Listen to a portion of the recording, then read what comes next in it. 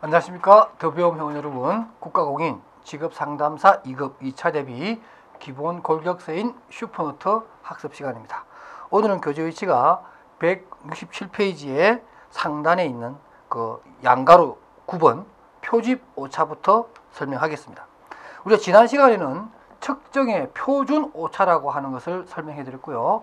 측정의 표준 오차라고 하는 것은 각 샘플링마다 샘플링한 그 자료들의 평균과 전체 샘플들의 평균 전체와 비교해서 그 차이를 또 떨어진 그 정도의 차이를 보여주는 통계량이다 이렇게 설명을 하고, 제가 뭐 어떤 그 후보자 얘기를 하면서 신뢰 수준 95%에 플러스 마이너스 3 이렇게 해서 플러스 마이너스 3이 일반적으로 표준 편차라는 것이다. 그러니까 표준 오차라고 하는 것이다라고 하는 것을 제가 설명을 해 드렸는데요. 이거하고 또 비슷한 개념으로 우리가 또 약간 헷갈리는 것 중에 하나가 바로 표집 오차입니다. 표집 오차란 무엇인가?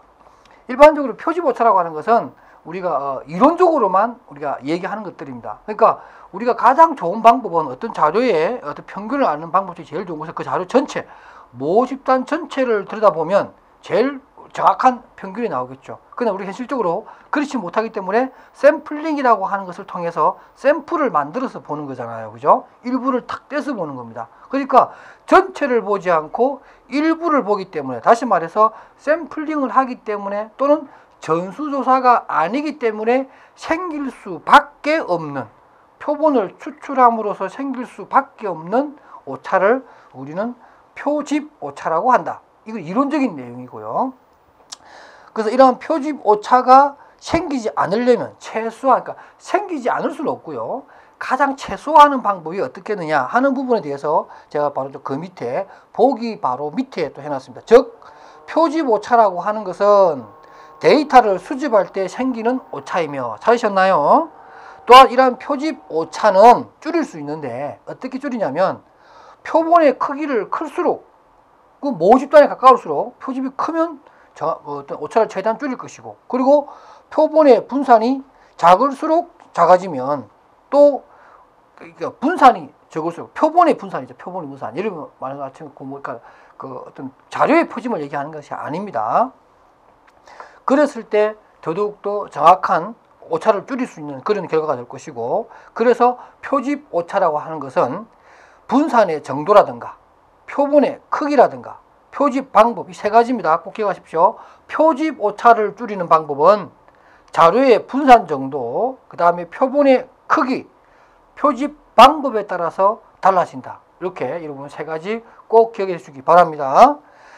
그 다음에 이제 일반적으로 또 우리가 오차를 얘기할 때 뭐 체계적 오차가 뭐고 무슨 오차가 뭐냐 하는 얘기를 하는데, 무슨 오차는 이런 겁니다. 무슨 오차는 여러분 그 책에 나와 있는 것처럼 순수하게 우연적인 문제로, 우연적인 원인으로 인해서 발생하는 오차입니다. 예를 들면 우리가 검사장에서 갑자기 무슨 뭐 소음이 들렸다든가, 또는 그날따라 내가 갑자기 아주 감정의 변화가 심해져서 그러한 상황 때문에 일어나는 오차는 어쩔 수 없는 오차예요. 사실은 완전히 없을 수 없는 그런 오차고요. 체계적 오차라고 하는 것은 뭐냐면, 예를 들면은 청각장애인에게 영어 듣기 시험을 한다든가, 아니면 또 이런 것도 있겠죠. 체계적 오차가 이런 것도 있어요. 내가 그 문제를 미리 봐버렸어요. 어떻게 우연히 그 문제를 내가 사전에 조금 얘기를 들었어. 이런 문제가 나온다는 걸 내가 들어버렸어요. 다른 사람들은 못 들었는데, 나는 이거 알고 있는 상태에서 내가 들어가서 시험을 보게 되면 내가 당연히 다른 사람보다 좀 더 좀 유리한 입장에서 좋은 점수를 받을 수 있는 그런 게 되겠죠. 그러니까 미리 알아버렸다는 것 자체가 체계적 오차가 발생할 수밖에 없는 그런 상황이 되어버린 거죠. 그래서 체계적 오차와 무슨 오차를 여러분들이 꼭 구분해 주시고, 그 밑에 나오는 오차 별량, 전체적으로 전체 별량 중에서 별로 설명할 필요가 없는 아주 작은 오차라고 하는 거죠. 아주 미미해서 그것이 고려하든 안 하든 결과에 차이가 없는 것을 우리는 오차 별량 또는 잔차라고 합니다. 그 다음에 최근에 나온 것 중에 오류의 문제로서 나온 것인데, 어떠한 경우가 오류의 원인이 되느냐라고 하면서 우리가 어떤 그 자료를 분석함에 있어서 가장 조심해야 될 것이 뭐냐면은, 오류가 발생하지 않도록 가능한 오차가 적게 발생할 수도 해야 되는데, 이러한 것들이 여러 가지 이유 때문에 생겨날 수 있다는 거죠. 그래서 기출문제에 이런 것들이 나온 게 있습니다. 지필 검사라든가, 또 평정이 요구되는 관찰 혹은 면접 시 채점자 또는 평정자로 인해 발생하는 오차의 유형을 세 가지 설명하고 뭐 이렇게 세 가지를 제시해서 설명해보라 이런 문제가 나온 거예요. 그러니까 우리가 어떤 뭐 검사지 측정 도구를 사용한다든가 아니면 뭐 직무 분석을 하기 위해서 설문지라든가 면접을 한다든가 인터뷰법, 관찰법을 사용한다든가 이런 걸 했을 때 오류가 발생할 수밖에 없는 몇 가지 사례가 있는데 그 중에서 그 세 가지만 좀 써보고 설명해보라 이런 문제입니다. 첫 번째 등장하는 것이 일반적으로 후광 오류라고 하는 겁니다. 보통 우리가 어떤 그 선입관 같은 게 생김으로써 생겨날 수 있는 이런 것들이고요. 아니면은 그 관찰하고자 하는 그 사람들에 대한 뒷배경이라든가 뭐 어떤 스토리를 알게 돼 버리면 거기에 대한 어떤 편협적인 생각을 하게 되는 거죠. 그래서 168페이지 보시게 되면 첫 번째 줄에 후광 오류는 예를 들면 특정 근로자에 대한 뭐 성실한 태도라든가 좋은 이미지를 처음에 뭐 탁 내가 갖게 되면 웬간한 안 좋은 일도 좋게 이해를 해버리려고 하는 그러한 것들이 있죠. 보통 우리가 저 친구 참 성실해 이렇게 하면 탁 머릿속에 내리에 박히게 되면 조금 안 좋은 일이 생겨도 그 친구 웬일이지? 아마 실수했을 것이야. 이렇게 우리가 판단하죠. 근데 처음에 별로 이미지가 안 좋게 딱 박힌 친구가 어느 갑자기 열심히 일하면 저 친구 왜 저래? 갑자기 뭐 안 좋은 일이 생겼나? 갑자기 왜 저러지? 이제 안 잘릴까 봐 저렇게 열심히 일하는 거야? 뭐 이렇게 열심히 일하는 그 자체에 대한 공정한 판단을 못하는 것. 이게 바로 후광 효과고요. 그 다음에 관대화 오류라고 하는 것 설명하지 않겠습니다. 여러분 내용 잘 알고 있는 거니까 또 정적으로 점수를 좀 좋게 주는 쪽으로 막 몰아간다든가 아니면 아예 박하게 주는 부적 관대화 쪽으로 몰아가는 이런 게 있고 그 다음에 중앙 집중 오류가 있습니다. 뭐 잘한 사람도 못한 사람도 없이 그냥 전기부처럼 그냥 이렇게 첨도가 이렇게 쭉 올라가서 그냥 두리뭉실 그냥 보통의 사람들을 한가운데로 다 몰아서 이쪽이나 저쪽이나 욕을 안 먹으려고 하는 그러한 평정 있을 수가 있겠죠. 바로 이러한 것들이 오차를 발생시키는 대표적인 세 가지 사례다. 이렇게 설명해 주시고요. 아울러 그 팁에 보면 검사 편파라고 하는 것도 있습니다. 이것도 여러분 알아두실 필요가 있어요. 검사 사용이 특정 집단의 사람들에게 불리하게 또는 유리하게 작용함으로써 교묘하게 검사 편파가 발생할 수 있는 이런 것들이 있습니다. 예를 들면 우리가 어떤 직원을 모집할 때 어떤 남녀 고용 평등과 일 과정 양립 지원에 관한 법률을 보게 되면 뭐 남녀를 뽑을 때 이거 구분해서 뽑는다거나 뭐 남자만 뽑겠다, 여자만 뽑겠다 이렇게 명시하면은 그 법의 위반이죠. 그래서 그런 것을 피하기 위해서 하는 방법이 될 수 있는 건데 예를 들면 측정 편파라고 하는 것이 있을 수 있습니다. 뭐냐면 면접 시 신체적 매력이 우수한 사람에게 유리하게 작용할 가능성이 있다라는 거죠. 그러니까 측정의 편파입니다. 우리가 볼 때 좀 인물이 출중하고 외모가 좀 뛰어난 사람들을 우리가 좀 좋은 점수를 줘버리는 이러한 측정의 편파가 발생할 수도 있고요. 뭐 이것은 100% 다 막을 수는 없습니다. 그 다음 또 예언 편파가 있어요. 이건 뭐냐면 검사가 특정 증거를 예언하는 데 있어서 범하는 오류입니다. 그러니까 예를 들면 여성 지원자, 남성 지원자 예를 들면 뭐죠?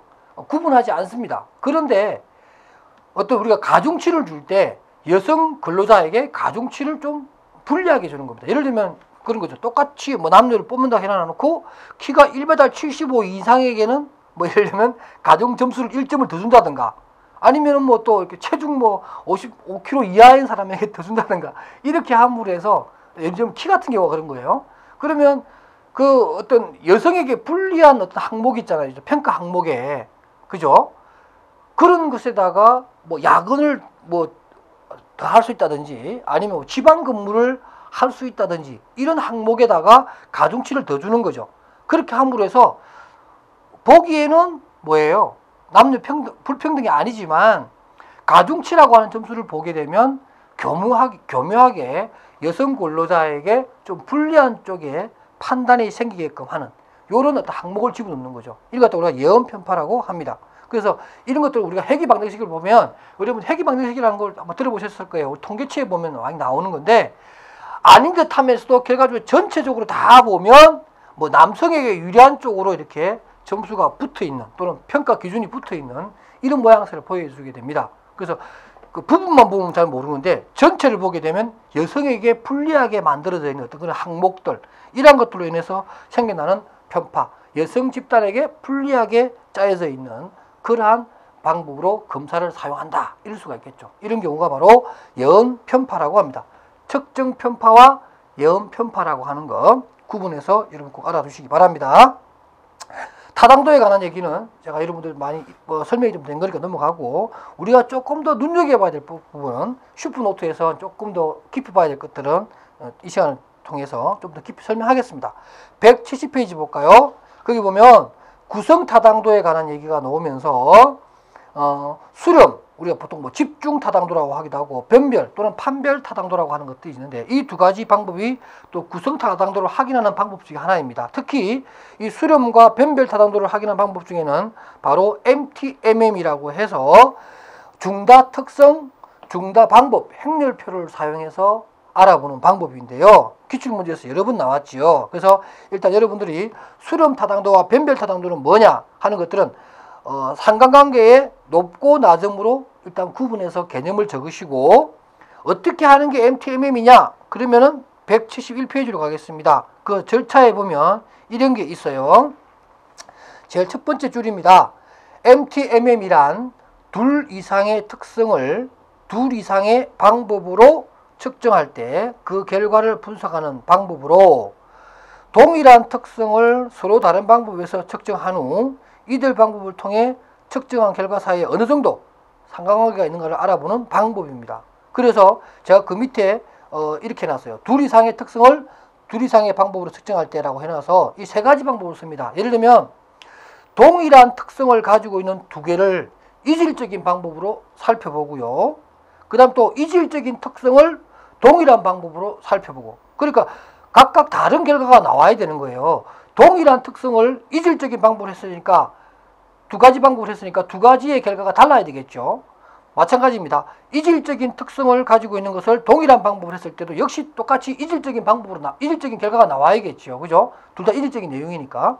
그 다음에 또 이질적인 특성을 가지고 있는 내용을 이질적인 방법으로 측정을 했더니 역시 마찬가지로 이질적인 특성이 그대로 나타나야 되는 거죠.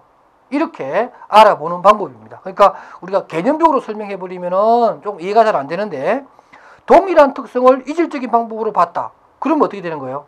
동일한 특성을 이질적으로 봤으니까 이질적으로 나와야겠죠. 이해되십니까? 그러니까 이런 식의 어떤 여러 가지 약간 어긋나는 방법으로 알아봄으로 해서 이질적인 내용을 했을 때 이질적인 것이 나오고, 동일적인 방법을 했을 때는 동일적인 것으로 나오게 됩니까? 예를 들면 두 번째 거, 이질적인 특성을 동일한 방법을 했더니 동일한 내용이 나왔다. 그럼 이건 잘못된 거죠. 뭔가 상관관계가 깨진 거예요. 그죠? 이런 것들을 통해서 상관관계가 높은 것은 높은 것끼리 잘 모인다 그러면 수렴 타당도가 확보가 잘 됐다.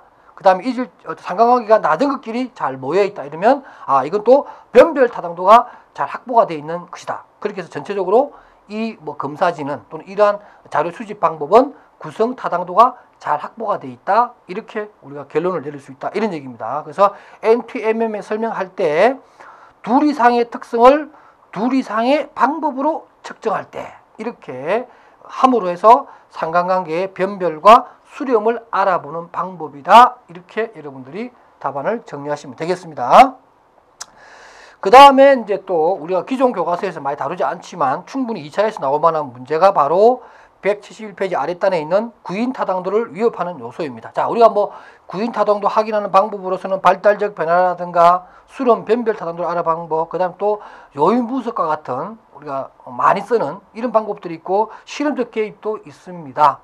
이런 방법들로 우리가 확인할 수 있는데, 정작 구인타당도를 위협하는 요소가 어떤 것들이냐 하는 것들을 보게 되면, 첫 번째, 구성 개념에 대한 세심한 조작하의 계려가 있어서 추상적 개념에서 구체적 개념으로 조직하는 그 과정에서 어떤 계려 내지는 오류가 개입되는 것. 그 다음에 또 두 번째, 변인에 대한 단일 조작적 편향이라고 해서 한 가지 상황만 가지고 큰 개념을 대변하거나 설명하려고 하는 좀 무리한 방법.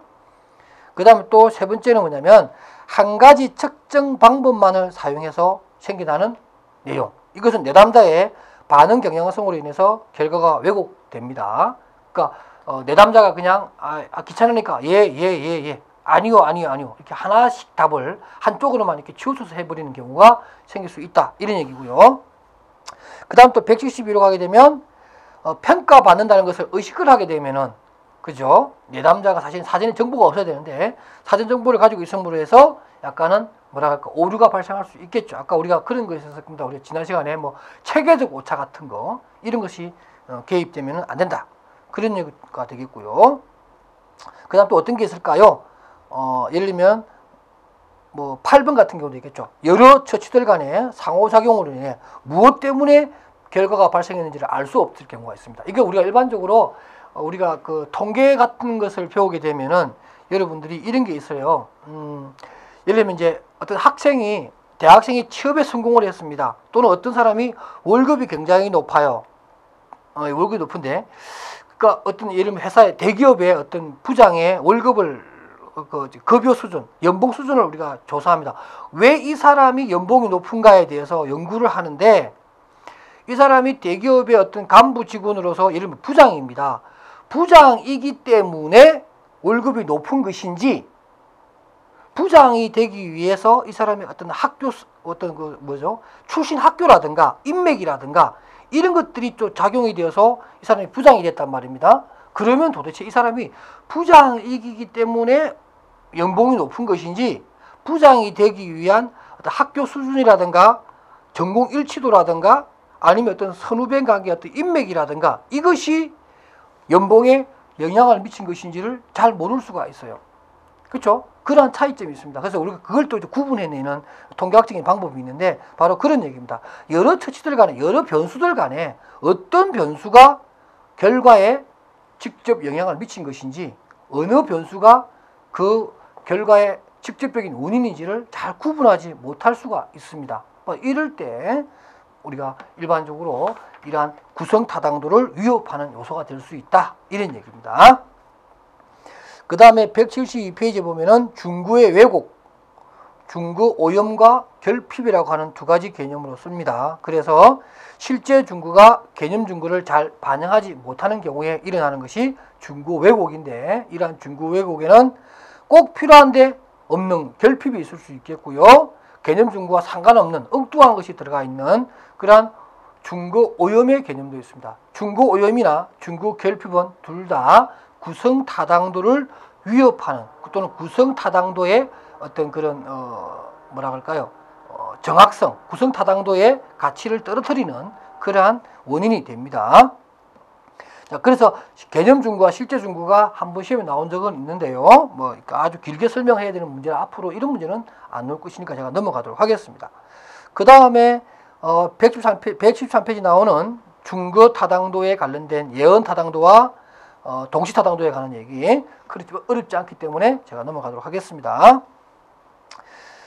그 다음에 174페이지 나오는 중거 타당도에서 일반적으로 우리가 예언 타당도와 동시 타당도가 중거 타당도의 종류인데 왜 이것이 직업 상담 분야에서 중요하냐 하는 문제가 잘 나옵니다. 그러니까 여러분들 중거 타당도에 있어서 예언 타당도와 동시 타당도에 대한 개념은 잘 아시겠지만, 예를 들면 114페이지에 가운데 쪽 밑에 있는 양가로 2번 직업 상담에서 중거 타당도가 중요한 이유는 뭐냐 하는 것을 물어보는 문제가 나온다면, 지금 제가 그 석줄에 걸쳐서 제가 답안지를 제시했던 내용을 쓰시면 됩니다. 예를 들면 직업 상담용 심리검사는 GATB, 일반 직업적성조사 같은 거, 그 다음에 흥미, 선호도 검사 등이 있는데, 적합한 직업 선정을 목적으로 할 때는 동시 타당도 측면이 잘 되어 있는 것을 봐야 되고, 그 다음에 그 직업의 성공 가능성, 다시 말해서 어떤 시간적인 요건이 가미가 되어서 예언을 하는데 필요한 예언 타당도 측면에서 중요하게 쓰이기 때문에 우리는 이 중거 타당도를 직업 상담에서 많이 활용을 하고, 또 이러한 중거 타당도가 잘 확보가 되어 있는 검사지여야만이 직업 상담에서 우리가 올바른 상담을 할 수 있다. 이런 얘기를 써주시면 좋겠습니다. 이 문제는 바로 그 밑에 나오는 174페이지 아랫단에 있는 문제도 똑같습니다. 그래서 역시 똑같은 내용으로 제가 175페이지 위에서 네 번째 줄에 그 내용을 설명해 놓은 겁니다. 경우에 따라서는 예언 타당도, 경우에 따라서는 동시 타당도를 가지고 직업 상담을 하게 되는데, 기업체의 어떤 선발이나 또는 직업의 선택이나 이런 측면에서 이러한 타당도가 떨어지게 되면, 결정성에 대한 정확성이 떨어지게 되면 개인이나 조직에게 돌이킬 수 없는 피해를 주기 때문에 우리는 중거 타당도가 확보되어 있는 내용을 가지고서 지급 상담에 임해야 된다. 이렇게 결론을 내리시면 되겠습니다. 그 다음에 타당도를 높이는 방법이 있고요. 그 다음 그 밑에 보면은 반가로 10번입니다. 중거 타당도 개수를 높이는 또는 중거 타당도 개수에 영향을 미치는 요인들이 뭐가 있느냐? 매우 중요합니다. 일단 표집 오차입니다. 표집 오차라고 하는 것은 모 집단을 잘 대표하지 못하는 좀 편입된 어떤 편차가 있는 그러한 표집을 하게 되면은 당연히 이러한 중거 타당도 개수가 낮아지게 됩니다. 그 다음에 중거 측정치의 신뢰도입니다. 중거 측정치의 신뢰도가 낮으면 중거 타당도는 낮아집니다. 그러니까 신뢰도가 낮으면 타당도는 떨어질 수밖에 없다. 그러니까 신뢰도가 일단 확보가 돼야 된다. 그런 얘기고요. 그럼 세 번째, 중거 측정치의 타당도입니다. 우리가 앞에서 배웠던 왜곡과 결핍 또는 오염 이런 것 같은 내용이 있으면 타당도가 떨어진다. 이런 얘기였고요. 그 다음에 범위 제한입니다. 범위 제한이라고 하는 것도 상당히 우리가 어떤 전체를 바라보는 척도로서의 타당도 가치가 떨어진다 이런 뜻이죠. 범위 제한이 뭐냐면 이런 거예요, 여러분들. 자, 예를 들면 이렇게 우리가 Y축이 있고 X축이 있습니다. 뭐 있는데 제목을 붙이면 우리가 이렇게 얘기할 수 있을 것 같아요. 여기는 예를 들면 수능 성적이고요. 그러니까 여기는 1학기 중간고사 성적이라고 봅시다. 어떤 학교에 어떤 과가 이제 수능 성적을 보고 이번에 갓 입학한 1학년 학생들을 위해서 대상으로 이제 첫 번째 학기 중간고사 시험을 봤습니다. 근데 일반적으로 우리가 생각 이렇게 할 수 있겠죠. 뭐 수능 성적이 좀 높은 아이들이, 그죠? 수능 성적이 높은 아이들이 1학기 성적이 좀 높을 수 있을 겁니다. 그래서 또 성적이 좀 낮은 아이가 이길 수 있겠고요. 자, 이렇게 자료가 흩어져 있습니다. 이럴 경우에 전체적으로 여기서 여기까지를 보면은 이런 식의 어떤 정의 방향으로, 기울기가 정인 방향으로 해서 성적이 높은 아이가 중간고사 성적이 또 높게 나오는 이런 일반적인 모양새를 보여주겠지요. 그런데 범위 제한, 요 범위를 전체를 많이 보지 않고 요것만 조금만 보는 거예요. 요 아주 편협된 어느 한쪽만 딱 보는 거죠. 범위를 제한해서 요것만 보는 거예요. 그럼 여기 보면은 이렇게 막 흩어져 있어요. 이런데 약간 둥근 모양이 되겠죠. 그러면 어떤 일이 생기냐면은 여기 있는 친구와 여기 있는 친구가 좀 재밌는 일이 생기죠. 왜냐하면 이 친구는 지금 수능 성적이 높은 아이잖아요. 높은 아이인데 중간고사는 오히려 이 친구보다 더 낮아요. 여기가 A고 여기가 B라면 A 친구는 수능 성적이 높지만 중간고사는 B보다 더 낮아요. B는 뭐냐면 이 친구보다 수능 성적이 낮지만은 중간고사는 A라는 친구보다 더 높게 나올 수가 있죠. 그 범위를 제한해서 보게 되면 이런 일반적인 모양을 왜곡해버리는 이런 상황이 생긴다는 거죠. 바로 이게 범위 제한입니다. 그래서 범위 제한을 보면 검사 점수와 중거 점수의 자료들이 전체 범위를 포괄하지 못하고 일부만 포괄하는 경우 타당도를 낮아진다. 그러니까 요것만 보고서 우리가 그래서 수능 성적은 중간고사 성적과 아무런 상관이 없다. 이렇게 우리가 결론을 내릴 수 없는 거지요. 이 전체를 보게 되면 학생들의 1학기 성적을 우리가 예측할 수 있는 기본적인 틀이 비례 형식이 나오기 때문에 적어도 수능 성적이 높은 아이들이 비교적 1학기 중간고사 성적도 좀 높게 나올 것이다라고 하는 것을 예측을 할 수가 있는데 이렇게 범위 제한에서 보아버리면 그러한 예측을 할 수 있는 방법이 없다라는 거죠. 이해되시죠? 이게 바로 범위 제한입니다. 그 다음에 신뢰도와 타당도와의 관계도 있는데요. 이거 한번 읽어보시고요. 뭐 신뢰도가 더 중요하냐 타당도가 더 중요하냐 뭐 이게 사실 의미 없는 그런 내용이긴 합니다만은 그러나 우리가 어떤 분들은 뭐 타당도가 더 중요하지 않냐 또 어떤 분들은 신뢰도가 더 중요하냐 이렇게 얘기합니다. 저는 개인적으로 신뢰도가 좀 더 중요하다고 봅니다만은 사실은 이것은 의미가 없습니다. 타당도 없는 신뢰도 의미 없고요. 신뢰도가 없는 타당도는 이미 그것은 도구로서의 가치가 없는 거니까 양쪽 다 중요하다. 이렇게 보는 게 좋겠다고 봅니다. 그 다음에 이제 그 팁을 보게 되면요. 176페이지에 교차 타당도라고 하는 것이 있습니다. 이건 역시 한번 보면 이런 거예요. 문항 분석 시 하나의 표집 자료를 가지고 문항 분석한 결과가 다른 표집에도 얼마나 효과적으로 적용하느냐의 문제이다. 문항 분석 결과의 일반화를 위한 작업이라고 할 수가 있습니다. 예를 들면 이런 거예요. 50개의 문항을 400명에게 250명, 150명으로 나눈 후 250명을 대상으로 문항 분석을 하고 나머지 150명에게 교차 타당도를 실행했습니다. 즉 조사 대상자 250명을 문항 50개, 그러니까 50문항에 5배가 넘도록 하는 게 바람직하다라고 해서 이게 뭐냐면은 일반적으로 보냐면은 우리가 교차 타당도라고 하는 것이 어떤 거냐면 사실 많이 쓰는 것은 아닙니다. 많이 쓰는 것은 아닌데